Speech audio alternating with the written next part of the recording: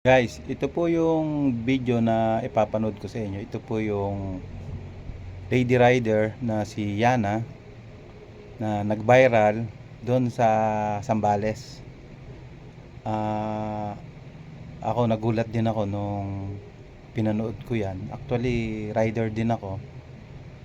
At medyo hindi okay para sa akin yung kanyang inasal.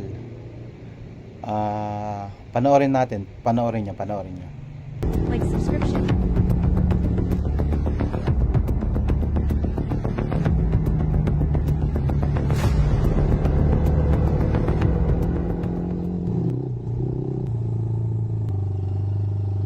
Kamusta? All good. Super good. Super good naman. Ayan na, pick up! Sapakin natin.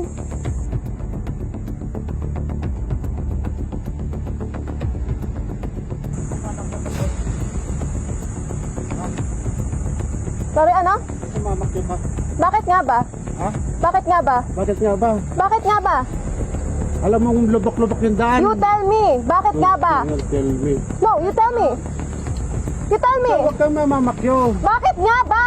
You tell me. Ginagit-git nyo kasi May side mirror ka, ako wala. Hindi ka gumagamit side mirror mo? Dumbass. Huwag ka nun na. Ikaw ang wag ganon. You use your side mirror. Bitches. Nagmotastik ko nila. Mga ganyang kata. Sira ulo. Wala. Pwede mo nga yung fucking plate number yan. Sorry po. Mayos ka. So, napanood na ninyo. Actually, nag-public apology na siya.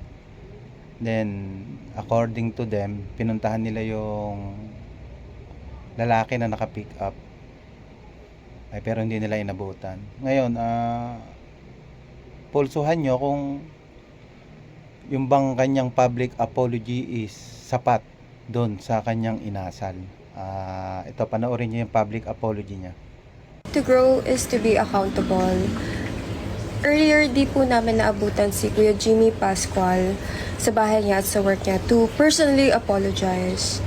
So, I would like to take this opportunity to say sorry to Kuya Jimmy for what I've caused.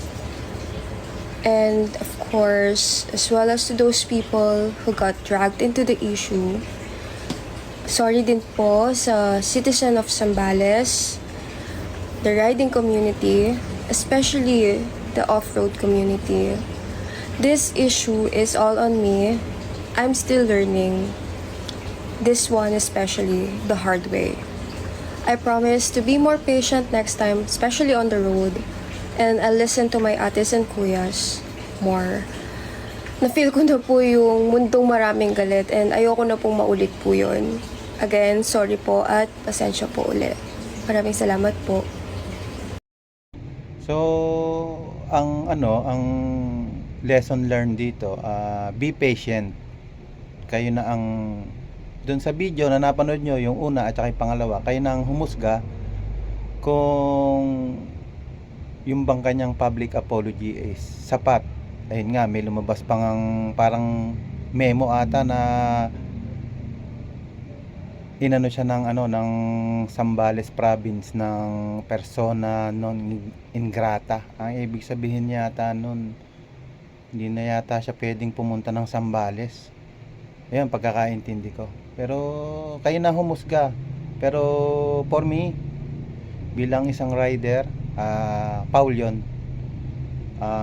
Kung sakali man na nangyari yung muntik na siya, minto na lang sana siya. Tapos pinagsabihan na lang. Hindi yung ganun na masakit pa doon, pinalabas yung video. Siguro akala nila nung lady rider maganda yun para sa kanya. Hindi niya alam, yun ang nakasira sa kanya. Sana hindi na lang nila in-upload for me.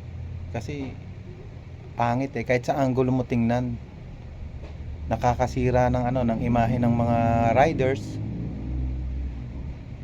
Si kuya, nakita nyo naman nung bumaba, malumanay, nagtanong siya kasi medyo pangit yung ginawa.